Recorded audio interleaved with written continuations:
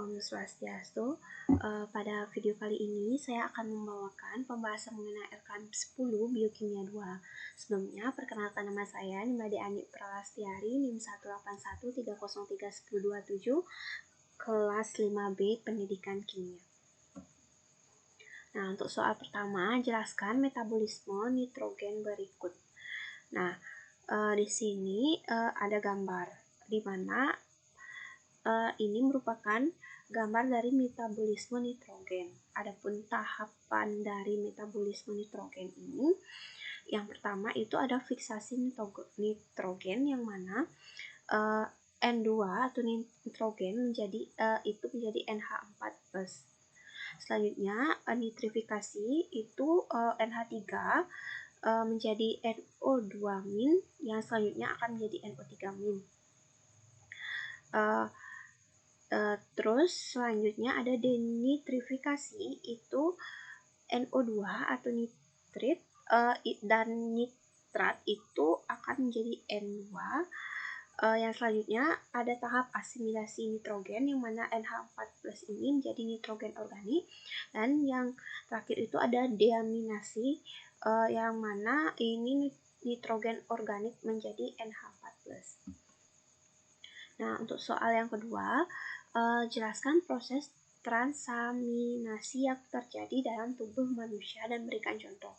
Nah, transaminasi adalah proses gugus alfa amino dari kebanyakan asam amino ditransfer ke asam alfa ketoglutarat untuk membentuk glutamat dan asam alfa keto yang berhubungan. Nah, enzim yang mengkatalisis reaksi ini disebut transaminase atau aminotransferase, dan dalam mamalia ditemukan secara dominan di dalam hati. Nah, gambar di samping ini merupakan contoh dari transaminasi. Itu ada 3 contoh ya. Yang pertama ada transaminasi untuk transfer N. Yang kedua ada transaminasi untuk degradasi, dan yang selanjutnya ada SGOT dan SGBT.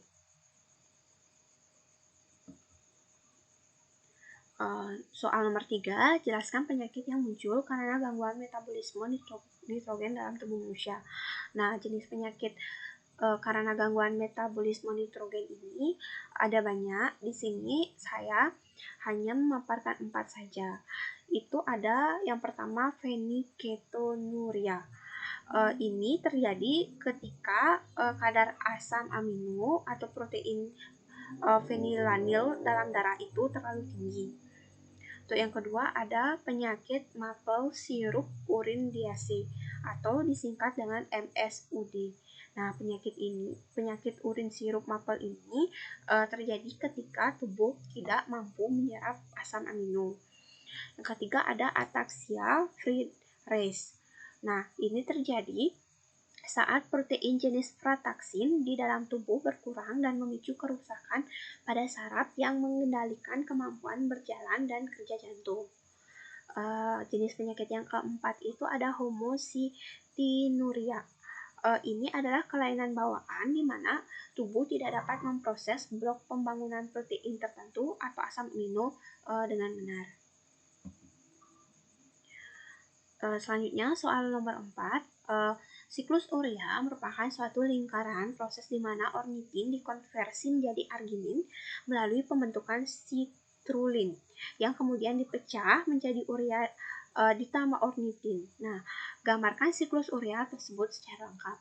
Nah, ini gambar ini merupakan gambar dari siklus urea. Siklus urea merupakan suatu reaksi pengubahan amonia atau NH3 menjadi urea. Reaksi kimia ini sebagian besar berlangsung di hati dan sedikit terjadi di ginjal. Fungsi siklus urea yaitu mengubah amonia yang bersifat racun dapat diubah menjadi urea yang bersifat kurang beracun, netral, mudah larut, mudah diekspresikan pada urin. Ada 5 reaksi enzimatik siklus urea. Yang pertama itu ada karbamyl fosfat sintase enzim yang bukan merupakan bagian dari siklus urea. Ini mengkatalisis kondensasi dan aktivasi amonia, dan CO2 atau karbon dioksida itu membentuk karbamyl fosfat. Selanjutnya reaksi terjadi di mitokondria. Nah, reaksi pertama juga terjadi di mitokondria dan reaksi kedua terjadi di mitokondria. Itu melibatkan pemindahan gugus karbamyl dan karbamyl fosfat ke ornitin oleh ornitin transkarbamylase. Reaksi ini membentuk asam amino non-standar yang lain, citrulline, yang kemudian harus ditransport dari mitokondria ke dalam sitosol. Untuk reaksi yang ketiga terjadi di sitosol. Nah, strulin kemudian dikondensasikan dengan aspartate, sumber atom nitrogen kedua dalam urea, oleh enzim arginosuksinat sintase, membentuk argininosuksinat. Reaksi ini didorong oleh hidrolisis ATP menjadi AMP dan PPI, serta diikuti oleh hidrolisis pirofosfat. Dengan demikian, kedua ikatan berenergi tinggi dapat dalam ATP dipecah. Yang selanjutnya, argininosuksinat kemudian menghilangkan kerangka karbon aspartat dari argininosuksinat dalam bentuk fumarat, meninggalkan atom nitrogen pada produk yang lain. Arginin, karena siklus urea juga menghasilkan arginin yang merupakan prekursor langsung dari urea. Reaksi yang terakhir itu urea kemudian dibentuk dari arginin oleh kerja arginase dengan menghasilkan kembali ornitin. Untuk soal nomor 5, jelaskan degradasi asam amino dan hubungannya dengan siklus asam sitrat. Ini merupakan gambar dari degradasi asam amino.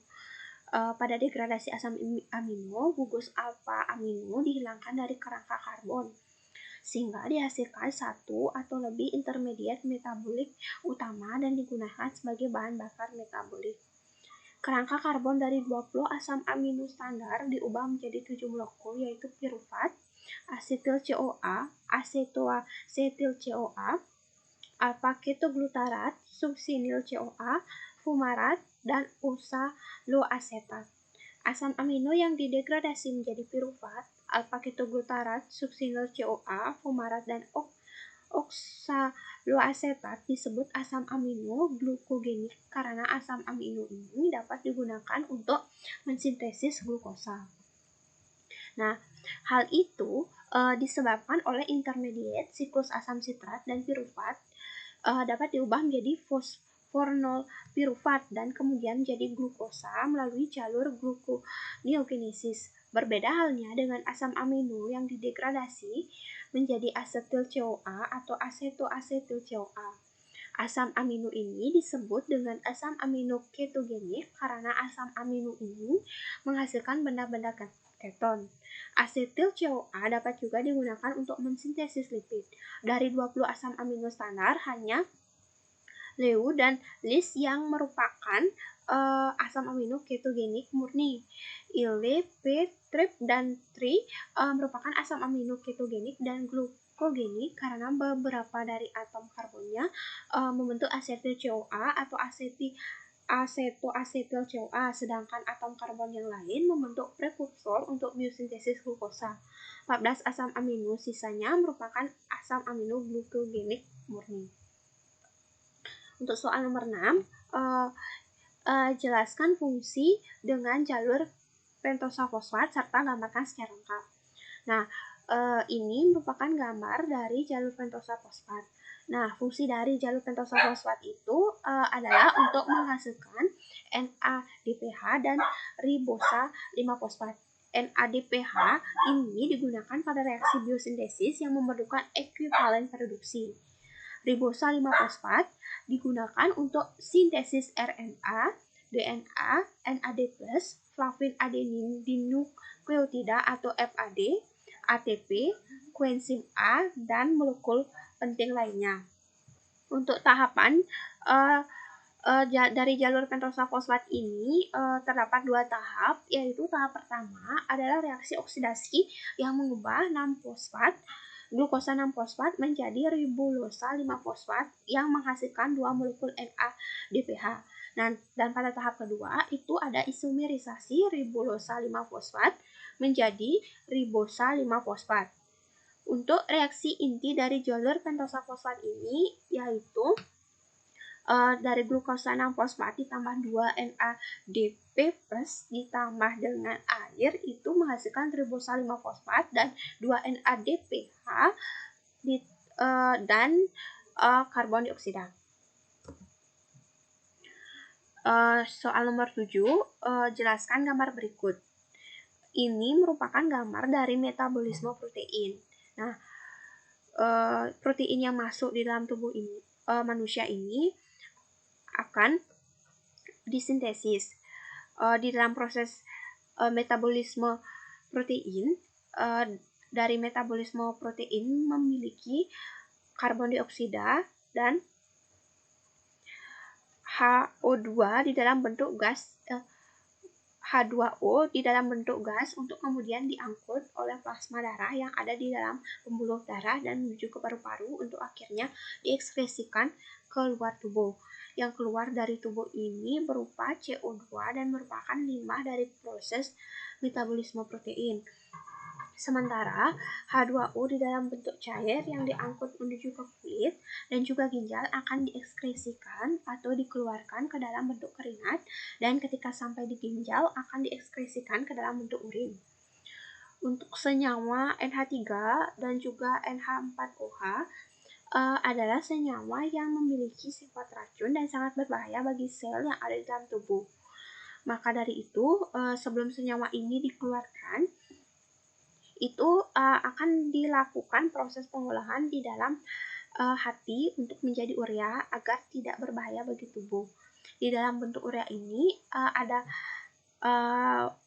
adalah produk limbah yang merupakan sisa metabolisme yang dipindahkan ke ginjal untuk kemudian diekskresikan ke dalam bentuk urin.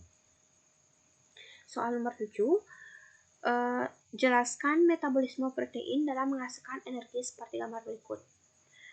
Nah, protein pertama itu masuk ke dalam tubuh manusia lewat pencernaan. Kelebihan protein ini akan dirombak dalam hati. Peromakan protein atau asam amino di dalam hati terjadi dalam siklus ornitin. Sisa metabolisme protein adalah amonia.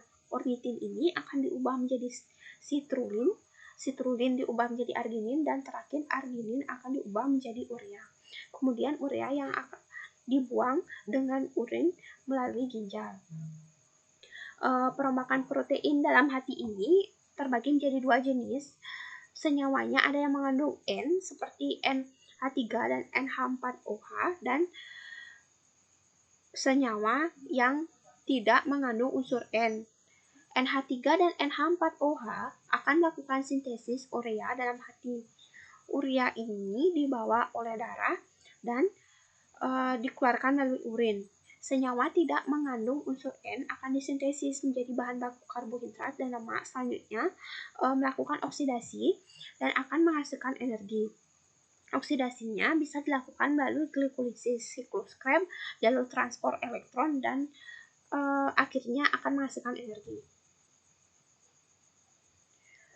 Jelaskan metabolisme protein secara lengkap sesuai dengan link. Nah, di sini pada soal nomor 9 diberikan link. Di sana disuruh untuk menjelaskan metabolisme protein. Metabolisme protein itu dibagi menjadi 2, yaitu anabolisme dan katabolisme. Anabolisme merupakan proses yang membutuhkan energi di mana kecil molekul bergabung untuk membentuk molekul yang lebih besar. Yang katabolisme adalah proses pelepas energi di mana molekul besar dipecah menjadi kecil. Mengenai metabolisme protein ini dapat dibentuk oleh asam amino non-esensial, transaminasi, transfer gugus amina menjadi asam keto. Nah, ketika digunakan untuk energi, asam amino mengalami deaminasi oksidatif. Amino dan asam keto diproduksi sebagai produk sampingan dari deaminasi oksidatif. Amonia adalah diubah menjadi urea dan diekskresikan. Akan diubah menjadi urea dan diekskresikan. Nah, untuk soal nomor 9 ini jelaskan siklus urea sesuai dengan link pada link. Di sini nomor 10 juga dibagikan link untuk menjelaskan siklus urea, di mana pada gambar ini merupakan gambar dari siklus urea. Nah, siklus urea ini dimulai di mitokondria sel hepatosit. Itu pembentukan urea dari amonia terdiri ada di atas 5 tahap, seperti yang saya jelaskan di atas tadi. Itu 3 diantaranya berlangsung di sitosol. Gugus amino yang pertama kali memasuki siklus urea berasal dari amonia yang terdapat dalam mitokondria, yaitu yang berasal dari bermacam alur yang telah diuraikan sebelumnya. Sebagian berasal dari usus yang merupakan hasil oksidasi bakteri.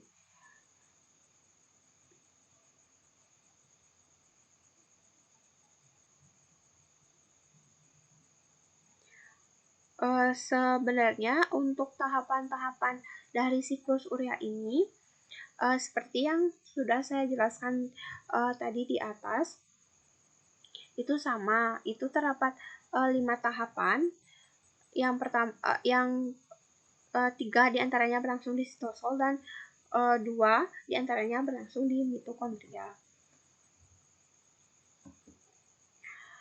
Sekian pemaparan mengenai LKM 10 biokimia ini. Jika ada kesalahan, saya mohon maaf. Saya tutup dengan Paramasanti. Om Santi Santi Santi Om.